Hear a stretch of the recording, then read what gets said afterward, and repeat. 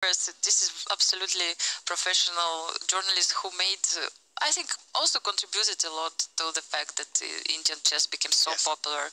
I mean, his reports, his really many interviews he's doing and running all around the world, you know, recording every single game of very much. players. I mean, and he's built up a huge community. Yes, so, yeah. It's very important. He's doing a great job. They started this chess-based India, and a few years ago, I think the first time I saw them during the World Cup in Georgia, and yeah, they're doing really great job so far. Magnus, I think, is also like ready to play, but it may take some time because players need to find their places, because pairings were published just right now. And I'm really curious about this game because, I mean, Artemiev, once even Magnus mentioned that Artemiev was one of the biggest stars in chess and that he's a very important rival for him. So we have I think, the games we will have the most soon. So far, Ray Lopez, right? Yeah. Magnus's favorite and also Artemiev's favorite. Artemiev is joining in. But Artemiev has played everything, as has Magnus, so. Oh, he's allowing the marshal. Inviting to play. Maybe he's bluffing that Artemiev was bluffing, and so it can go. Let's see. Yes, no, Artemiev wasn't bluffing, but of course there might be some sideline he's looking at. I don't know if he's going to take. Yeah, so he didn't go knight takes e5, he went d4 instead. Don't know if we have the moves. Yes, some of them. Players play fast. Oh, and c takes d4, so...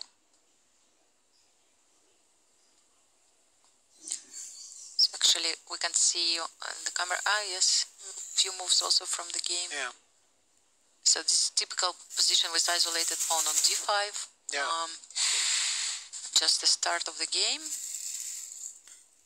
This is Zaitsev, Pragnananda against Dubov. Is one of these Rai Lopez's with d3 thrown in, so they're avoiding a big theoretical battles. Decision. Gukesh against... Gukesh, Rapport, Rook f1, a quiet move. Rapport bringing the queen here, so this strengthens his options to play g5. It also maybe sacks the exchange. Yeah, let's see. Let's maybe stay here for a while, because it's the only game with opposite castling. Maybe something will happen here. When I see such situations, I immediately think of some kind of attack.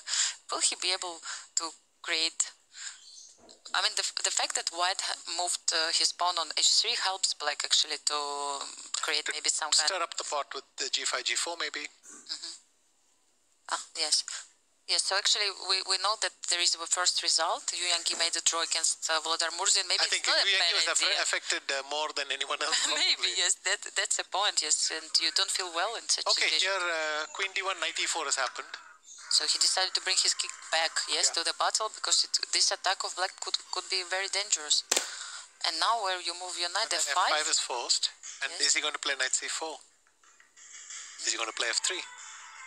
F3, rook h3. No, I think you want to avoid rook that. H3. Let's show it. It's nice. F3, there is such a great resource.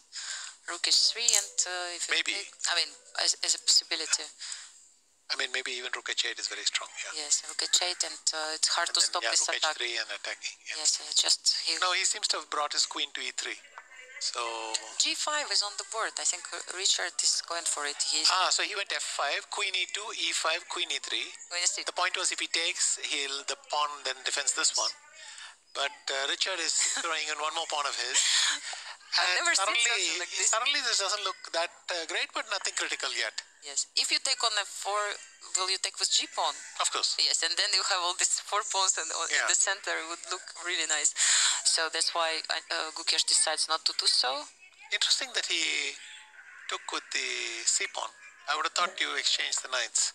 Because now maybe some king b8 and knight b4 somewhere, bringing the knight here. But of course, Gukesh can play knight c5. Let's see. Rook a c1, now knight b4. I like really how knight b4, immediately he felt the danger. And then knight c5. Yeah. Knight b4 is on the board. Yeah, and the point is after knight d5, he can go queen b3. So this one is opened up. So Richard takes on e3. I think fe3 is simple. Yeah. And now rook e3 was not impossible.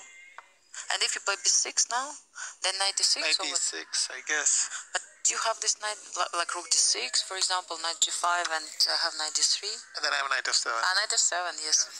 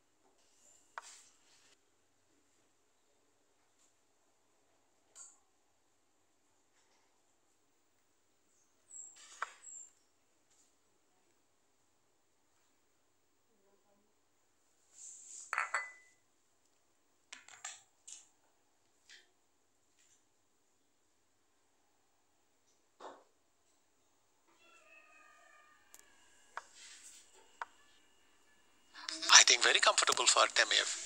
Yes, let's switch to Magnus' game so we can see the board as well. We can follow the board. Yes, what bishop on h3 is doing, probably.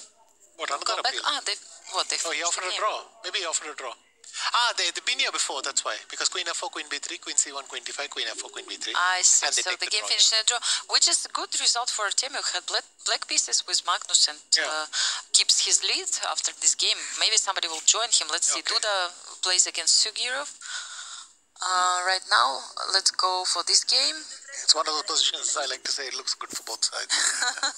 Pragnananda, Dubo.